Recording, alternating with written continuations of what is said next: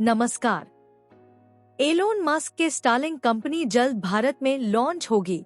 2 महीने के अंदर लॉन्च की उम्मीद जताई जा रही है। 1 महीना फ्री ट्रायल भी मिलेगी। भारत में स्टारलिंक के लाइसेंस मंजूर कर बड़ी घोषणा की गई है।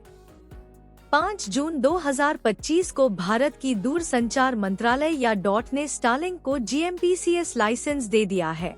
अब यह देश में इंटरनेट सेवाएं लॉन्च करने के करीब है।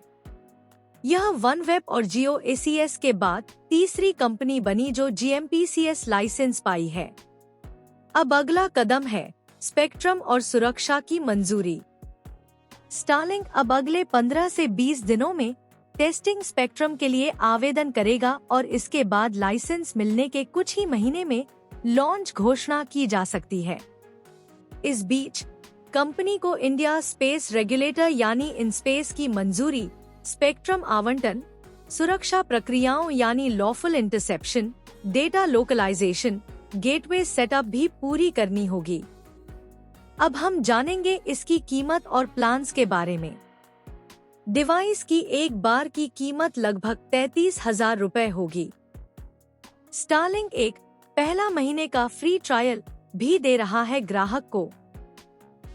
बाद में कंपनी 850 रुपए या ज्यादा से ज्यादा 3,000 रुपए प्रति महीने के असीमित डेटा प्लान पर सेवाएं दे सकती है। अब अगर हम बात करें इसके तकनीक और स्पीड की, तो स्टारलिंक लियो सैटेलाइट से तेज और कम लेटेंसी इंटरनेट मुहैया कराता है। अन्य देशों में डाउनलोड स्पीड 100 से 220 Mbps और लेटेंसी करीब 20 से 30 ms देखी गई है। इससे भारतीय ग्रामीण और पहाड़ी इलाकों में विश्वसनीय इंटरनेट पहुंचाने में मदद मिलेगी।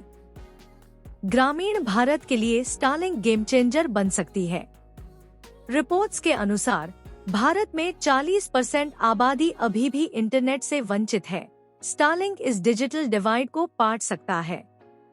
जियो और एयरटेल के साथ पार्टनरशिप इसके रिटेल डिस्ट्रीब्यूशन में मदद करेगी। अब हम बात करेंगे स्टारलिंक प्लान्स का मार्केट में मुकाबला और चुनौतियां के बारे में। भारत के मोबाइल डेटा की कीमतें विश्व स्तर पर सबसे कम हैं। 3,000 रुपए महीना का प्लान कुछ उपभोक्ताओं के लिए हाई लग सकता है।